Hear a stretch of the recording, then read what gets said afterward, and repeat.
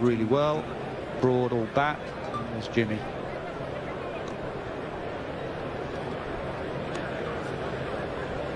Very interested to see how Joss Buttler approaches this innings. You look at how Ollie Pope has played, very from Buttler. Even boundary, just looking for the single rather than just trying to defend. Doesn't feel like that's his game.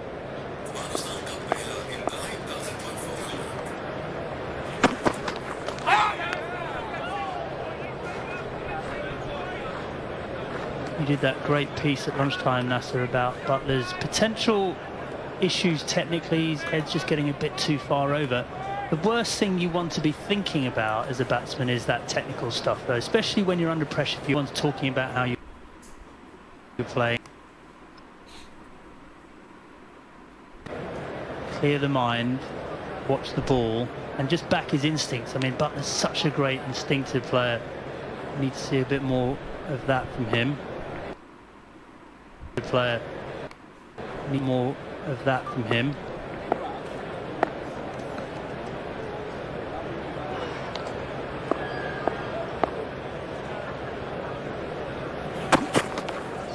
You know, it's linked, and the technique and your mental sort of state. If you are tense, you grip the bat a little bit harder. You go out the ball early in your innings a bit more. You do fall over the crease a bit if you're out of nick. So the expectation of the people nowadays is just so huge. It's kept well, got one catch, missed one stumping in a year and a half. Just 31. In the old days, that would be absolutely fine. Now they are expected to do both jobs well, very well.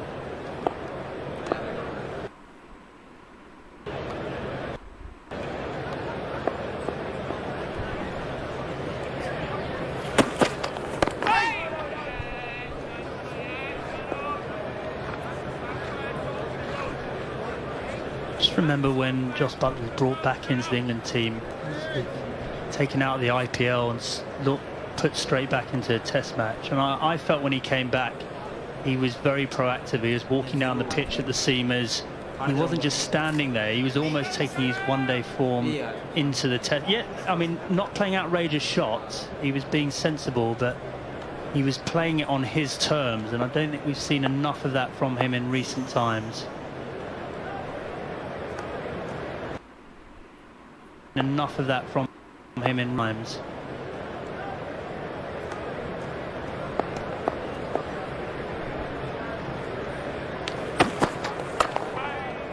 Solid in behind that one. 123 for 4. Michael Atherton. Yeah, Roston Chase had a bit of success against Rory Burns, and with a left-hander in the commentary box next to you, Nas. Just wanted to ask Andrew Strauss's opinion. Show you the 2 dismissals that he's got out cutting the ball. Such a great and he slightly comes off the shot. You look at his front foot where he ends up. He ends up a long way outside leg stump. Now that's going to Raheem Cornwall at slip. If I show you the dismissal at the Aegeus Bowl, it's a bit shorter and a bit of a wider delivery, but again, he's slightly coming off the ball. His weight is going away from the ball. That front foot, again, way outside leg stump. So backward point, left. Linked, and the technique and your mental sort of state. If you are tense. Well, you can see what he's trying to do. He's trying to create a bit of width for himself there, and by doing that, that gives him a touch more width. But as you know, when you're coaching a young child, you say you've got to get the weight into the ball when playing the cut shot.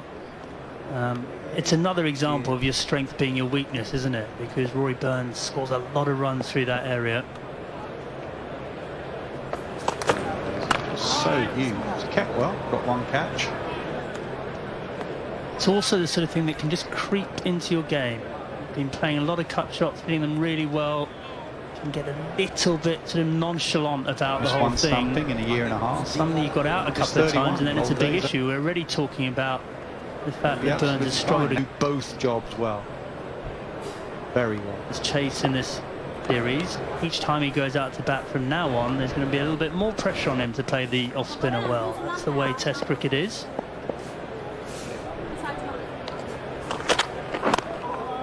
Yeah, bounce as well. Chase is quite tall. We did some analysis comparing him to Bess. He gets bounced, so if you're coming off the shot, gone in the air backward point, you're edging it top edge to slip.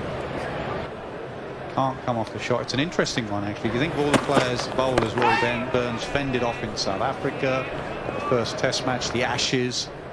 Played against Roston Chase, he averages 3.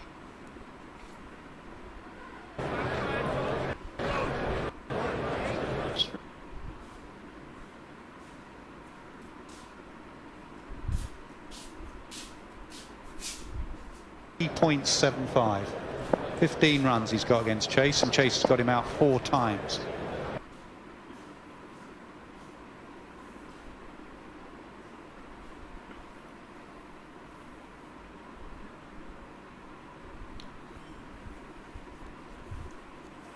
But if he's just standing there defending it, then he's almost looking for that cut shot, because that's his only scoring mechanism. As a result, he's chosen a couple of balls that probably weren't quite there in the right slot to cut.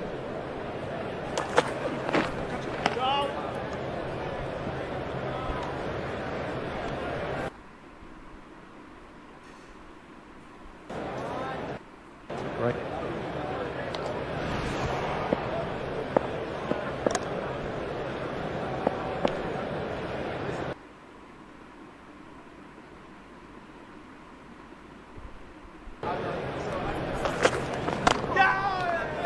Swings the holder, whatever time, whenever he comes on, always shapes it.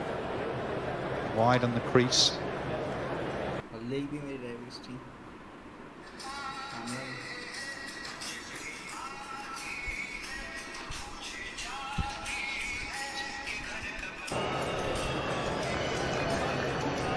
Yeah, he looks like a very, very difficult bowler to get away, doesn't he? Because of that height, and because he bowls a relatively full length, he doesn't drop much short. I feel like everything's in that sort of good length range. You're getting drawn into play.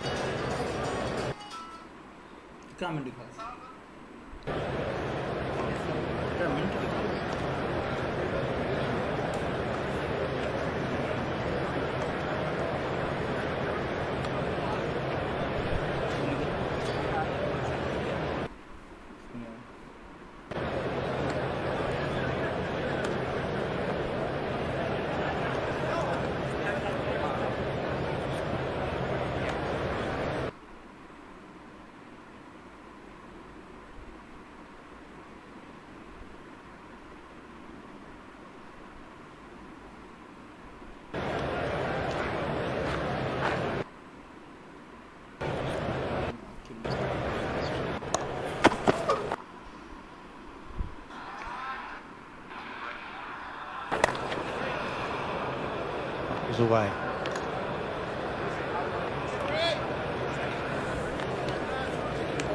You are just joining us. We've had 4 wickets today. Sibley in the first over. Change of plan from Kemar Roach. Instead of bowling outside off, he targeted those stumps. Tell from his reaction when he got the wicket, he knew exactly what he was doing there. Had a chat about Sibley. Won't hide it outside the off stump anymore. You gonna have it? You gonna have it? You enjoy live recording.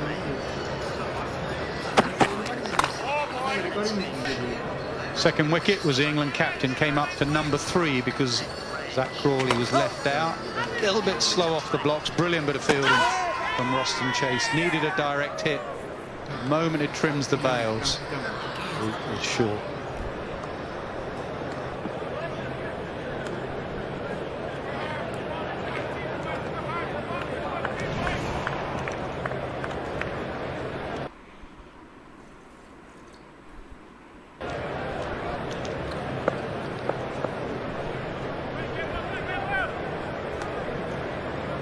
Chance with a wicket and chance with a wicket and a run out. Good series as he does against England.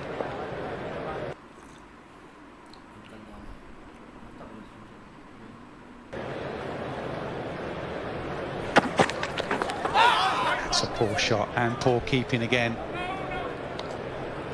Must be a confidence thing. Darragh has just lost his confidence here.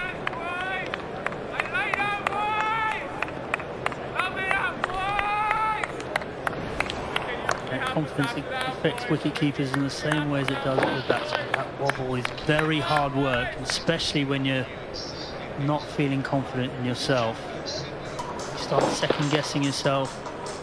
You don't do it naturally, and suddenly you start shelling them left, right, and centre. My point about Butler.